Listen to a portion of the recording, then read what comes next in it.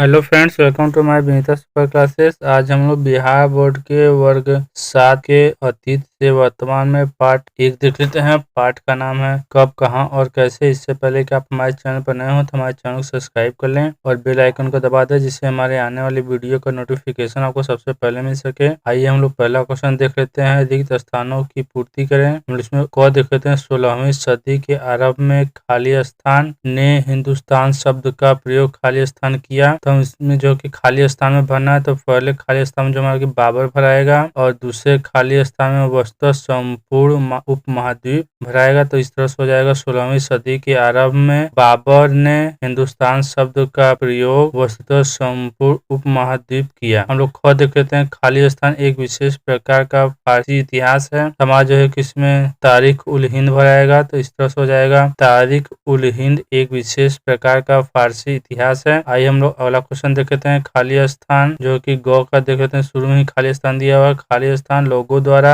भारत में एक नए धर्म का आगमन हुआ। हमारा जो इस खाली स्थान में भराएगा, इन्हीं अरबों के साथ खाली स्थान भराया। तो हम लोग इस तरह से लिख देंगे, इन्हीं अरबों के साथ लोगों द्वारा भारत में एक नए धर्म का आगमन हुआ। हम लोग घ देख लेते हैं। भारत में कागज का प्रयोग खाली स्थान शताब्दी के आसपास हुआ। हमारा इस खाली स्थान जो कि भराएगा 13वीं। हम लोग इस तरह से हो जाएगा। भारत में कागज का प्रयोग खाली स्थान की जगह हो जाएगा 13वीं शताब्दी के आसपास हुआ। अब हम लोग दूसरा क्वेश्चन देख लेते हैं। जोड़े बनाइए। एक तरफ है राज तरंगिणी क और दूसरे तरफ है पहला दरिया साहब, ख है भक्ति संत, इसमें दूसरा है सासाराम, ग है तबकात ए नासरी और इसमें तीसरा है बैकटपुर का शिव मंदिर, घ है शेर शाह का मकबरा, इसमें चौथा है कश्मीर का इतिहास, इसमें अंग है मानसिंह, इसमें पांचवा है मिनहाज उस सिराज। और हम लोग इसका मिलान देख लेते हैं। इसमें जो क के सामने आएगा हमारा राजा तरंगिणी जो कि कश्मीर का इतिहास है। और हम लोग ख देखते हैं भक्ति संत जो कि दरिया साहब, और ग है जो कि तबकात ए नासिर, इसके जो है कि मिलान होगा मिनहाज उस रियाज, और घ है शेर शाह का मकबरा। ये जो है कि सासाराम में है हमारे बिहार में।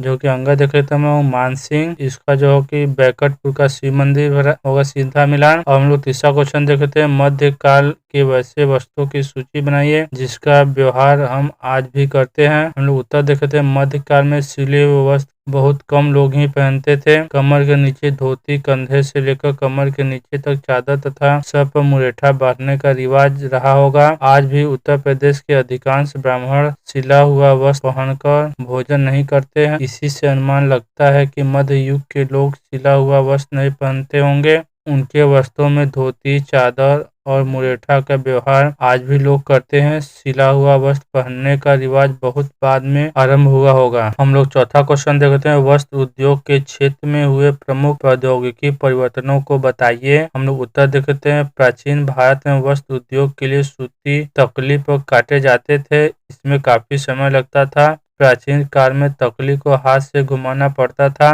बाद में 13वीं सदी में परिवर्तन यह हुआ कि तकली के स्थान चरखे ने ले लिया। आज आधुनिक युग में मशीनों द्वारा सूत तेजी से अधिक मात्रा में और कम समय में ही बनाए जा रहे हैं। ट्रांसपोर्ट की सुविधा होने से कपास की खेती भी की जाने लगी है, जिससे सूत काटने के लिए आसानी से मिल जाती है। हम लोग पांचवा क्वेश्चन देखते हैं। कागज का आविष्कार सर्वप्रथम कहाँ हुआ। हम लोग उत्तर देखते हैं। कागज का आविष्कार सर्वप्रथम चीन में 200 ईसा पूर्व हुआ था। हम लोग छठा क्वेश्चन देखते हैं। वनवासियों को जंगल क्यों छोड़ना पड़ा। हम लोग उत्तर देखते हैं। आधुनिक युग में प्रौद्योगिकी की क्रांति आई, जिस कारण खेती करने के लिए जंगलों को काटना पड़ा। जंगल कट जाने के कारण यह रोजगार के लिए जंगल को छोड़कर बाहर निकल आए। इसके साथ साथ जनसंख्या बढ़ने के कारण भी तेजी से जंगलों को काटना पड़ा, जिसके फलस्वरूप वनवासियों को जंगल छोड़ना पड़ा। हम लोग सातवां क्वेश्चन देखते हैं। गंगा यमुनी संस्कृति से आप क्या समझते हैं। हम लोग उत्तर देख लेते हैं। साधारण शब्दों में कहा जाए तो दो संस्कृतियों के मेल से जो संस्कृति विकसित हुई, उस संस्कृति को गंगा यमुना संस्कृति कहते हैं। हम लोग आठवां क्वेश्चन देखते हैं। 8वीं शताब्दी के आसपास हुए परिवर्तनों को लिखिए। हम लोग उत्तर देखते हैं। प्राचीन भारत और आधुनिक भारत के समय को एक लंबी अवधि को दर्शाता है। यह बदलाव 13वीं शताब्दी में तुर्क सत्ता की स्थापना के बाद प्रचलित हुआ। 18वीं शताब्दी के आसपास सबसे पहला परिवर्तन तो देश के नाम बदलने के रूप में हुआ। अब भारत को हिंदुस्तान भी कहा जाने लगा। उस समय हिंदुस्तान की भौगोलिक सीमा उतनी ही थी जितनी पर तुर्कों का अधिकार था। मुगल काल के प्रारंभ में अकबर से लेकर 17वीं शताब्दी तक औरंगजेब ने हिंदुस्तान की सीमा में काफी विस्तार किया। कृषि के साथ साथ उद्योग धंधों में भी बदलाव आए। इस तरह भारत धीरे धीरे आधुनिक काल की तरफ बढ़ने लगा। हम लोग नवा क्वेश्चन देखते हैं, क्या प्राचीन काल की तुलना में मध्य काल के अध्ययन के लिए ज्यादा स्रोत उपलब्ध है? हम लोग उत्तर देखते हैं, हाँ, प्राचीन काल की तुलना में मध्य काल के अध्ययन के लिए आज ज्यादा स्रोत उपलब्ध है। ये स्रोत अनेक लेखों और इतिहासकारों द्वारा लिखे गए लेख और इतिहास है। सर्वप्रथम इतिहासकार मिन्हाज ए सिराज ने 13वीं शताब्दी में इतिहास लिखा, जिसमें उन्होंने बिहार के विषय में लिखा कि इसका नाम बिहार क्यों पड़ा। प्रसिद्ध विद्वान सैयद सुलेमान नदवी ने एक अरबी गीत का उद्धरण किया है जो भारत के लिए प्रमुख है। राजपूत राजाओं के दरबारी कवियों ने भी उस समय के सामाजिक जीवन के विषय में लिखा है। इसमें अनेक प्रकार की लिखित रचनाएं या पांडुलिपियां, अभिलेख, सिक्के, भग्नावशेष आदि विविध स्रोत हैं, लेकिन प्रधानता लिखित सामग्री को ही दी जाती है। 13वीं शताब्दी में कागज का उपयोग शुरू हो जाने के बाद लिखने का काम व्यापक रूप से होने लगा। इस काल में लिखी हुई पांडुलिपियां एवं प्रशासनिक प्रपत्र अभिलेखागारों और पुस्तकालयों में सुरक्षित है। इस काल की अनेक घटनाओं की जानकारी हमें इन्हीं अभिलेखों से प्राप्त होती है। अन्य अभिलेख पत्थरों, चट्टानों और ताम्र पत्रों पर लिखे गए थे। बहुत से अभिलेख मंदिरों और मस्जिदों और गांवों में भी सुरक्षित है। कल्हड़ राजरंगिनी अल-बेरूनी की पुस्तक तहकीक-ए-हिंद, मिन्हाज सिराज कृति तबकात ए नासिरी, जियाउद्दीन बर्नी की पुस्तक तवाखीर ए फिरोजशाही, अब्दुल फजल ने अकबरनामा लिखा। इसके पहले बाबर ने बाबरनामा लिखा। इनके अलावा अनेक यात्रियों ने भी मध्यकाल में लिखित लेख है। हम लोग 10वां क्वेश्चन देखते हैं, जब एक ही व्यक्ति या घटना के संबंध में अलग अलग मत आते हैं तो ऐसी परिस्थिति में इतिहासकार क्या करते होंगे? हम लोग उत्तर देख लेते हैं, जब एक ही व्यक्ति या घटना के संबंध में अलग अलग मत आते हैं तो ऐसी परिस्थिति में